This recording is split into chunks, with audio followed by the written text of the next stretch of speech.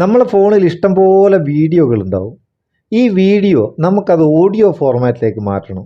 ഇപ്പോൾ ഒരു സുഹൃത്തിന് അയച്ചു കൊടുക്കുകയാണെങ്കിൽ അത് വീഡിയോ ആയിട്ട് അയക്കേണ്ട, അതിൻ്റെ ഓഡിയോ മാത്രം അയച്ചാൽ മതി. അതായത് ഒരു വീഡിയോ ഓഡിയോ ആയിട്ട് കൺവെർട്ട് ചെയ്യണം. ഇതിന് സാധാരണ നമ്മൾ ചില വെബ്സൈറ്റുകൾ, ആപ്ലിക്കേഷൻസ് ഒക്കെ ഉപയോഗിക്കും. എന്നാൽ വളരെ സിമ്പിളായിട്ട് നമുക്ക് ഫോണിൽ നിന്ന് ഒരു ആപ്ലിക്കേഷൻ്റെയും വെബ്സൈറ്റിൻ്റെയും സഹായം അല്ലാണ്ട് ഫോണിൽ നിന്ന് ഇത് ചെയ്യാനാവും. അതെങ്ങനെ ചെയ്യുക? നമുക്കിന്ന് അതിനെപ്പറ്റി ഒന്ന് നോക്കാം. ഇതിന് നമ്മൾ നമ്മളെ ഫോണിൻ്റെ ഫയൽ മാനേജർ ഓപ്പൺ ചെയ്യുക. ഗ്യാലറി അല്ല കേട്ടോ, ഫയൽ മാനേജർ ഓപ്പൺ ചെയ്യുക. ഫയൽ മാനേജർ ഓപ്പൺ ചെയ്തിട്ട് നമുക്കിതിൽ വീഡിയോസ് എടുക്കാം. ഇഷ്ടംപോലെ വീഡിയോസ് ഉണ്ട് ഇതിൽ. ഇത് കംപ്ലീറ്റ് വീഡിയോസാണ്. ഈ വീഡിയോയിൽ നമുക്ക് ചില വീഡിയോ അത് ഓഡിയോ ആയിട്ട് കൺവേർട്ട് ചെയ്യണം. ഇതിനെക്കൊണ്ട് വേറെ ഒരു ഗുണമുണ്ട്. നമ്മൾ പേഴ്സണലായിട്ട് വെച്ച വീഡിയോകളാണെങ്കിൽ ആ വീഡിയോ മറ്റാരും തുറന്ന് കാണാതിരിക്കാനും, ഫോൺ വേറെ ആരെങ്കിലും ഉപയോഗിക്കുന്നുണ്ടെങ്കിൽ അവർ തുറന്ന് നോക്കാണ്ടിരിക്കാനും ഈ ട്രിക്ക് ഉപയോഗിക്കട്ടോ. എങ്ങനെ ഇത് ചെയ്യുക? നമ്മളിതൊന്ന് ചെയ്ത് നോക്കുക. ഏത് വീഡിയോ ആണോ നിങ്ങൾക്ക് ഓഡിയോ ആയിട്ട് കൺവേർട്ട് ചെയ്യേണ്ടി, അതിലൊന്ന് ലോങ് പ്രസ് ചെയ്യുക.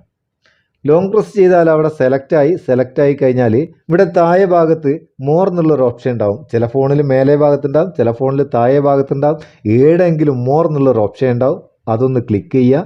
അതിൽ റീനെയിം എന്നുള്ള ഒരു ഓപ്ഷൻ ഉണ്ടാവും. അതായത് ഈ വീഡിയോ ഫയലിൻ്റെ പേര് നമ്മളങ്ങ് മാറ്റുക.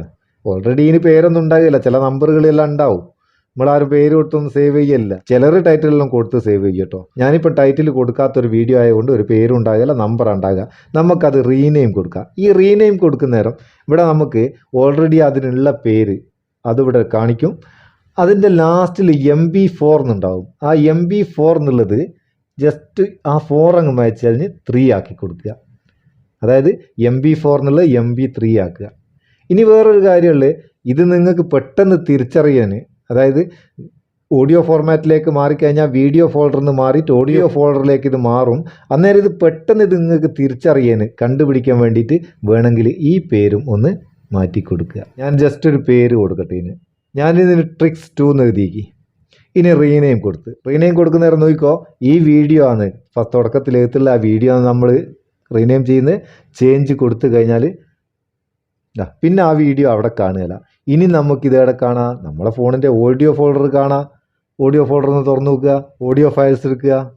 ഓഡിയോ ഫയൽസ് എടുത്താൽ മേലെ തന്നെ വന്നിക്ക് ട്രിക്സ് 2 എന്നുള്ള ആ വീഡിയോ അല്ല, അത് ഓഡിയോ ആയി മാറി. ഇനി ഇതൊന്ന് പ്ലേ ചെയ്ത് നോക്കുക. പ്ലേ ചെയ്യുന്ന നേരം ഒരു തമ്പനയിലോട് കൂടി അതിൻ്റെ ഓഡിയോ മാത്രം പ്ലേ ആവും. അപ്പോൾ സംഭവം തീർന്നില്ലേ? ഇങ്ങനെ നമുക്ക് നമ്മളെ ഫോണിലുള്ള ഏതൊരു വീഡിയോ ഒരു ആപ്ലിക്കേഷൻ്റെയും വെബ്സൈറ്റിൻ്റെയും സഹായം ഇല്ലാണ്ട് ഒരു ഓഡിയോ ഫോർമാറ്റിലേക്ക് മാറ്റാം. അത് ഗാലറി സേവ് ചെയ്യുക. പ്രൈവറ്റ് വീഡിയോ ആണെന്നുണ്ടെങ്കിൽ ഓഡിയോ ഫോർമാറ്റിലേക്ക് മാറ്റി നമുക്ക് സ്വകാര്യമായിട്ട് സൂക്ഷിക്കാം. സുഹൃത്തിന് അയച്ചു കൊടുക്കുക, ഓഡിയോ മാത്രമായിട്ട് അയച്ചു കൊടുക്കാൻ അങ്ങനെ അയച്ചു കൊടുക്കുക, എന്തും ചെയ്യാം. അപ്പം ഒരു വീഡിയോ നമ്മൾ ഓഡിയോ ഫോർമാറ്റിലേക്ക് മാറ്റിക്കഴിഞ്ഞു. ഇനി നമുക്കിത് വീണ്ടും വീഡിയോ ഫോർമാറ്റിലേക്ക് മാറ്റണം. എന്ത് ചെയ്യണം? അതിന് വീണ്ടും ആ ഓഡിയോ ഫോർമാറ്റിലുള്ള ഫയലൊന്ന് ലോങ് പ്രസ് ചെയ്യുക. സെലക്ട് ആയതിനു ശേഷം താഴെ 3 ഡോട്ട് ക്ലിക്ക് ചെയ്യുക. റീനെയിം കൊടുക്കുക. റീനെയിം കൊടുക്കുന്ന നേരം ഈ MP3 എന്നുള്ളത് ജസ്റ്റ് ഒന്ന് ക്യാൻസൽ ചെയ്തിട്ട് MP4ലേക്ക് മാറ്റി കൊടുക്കുക.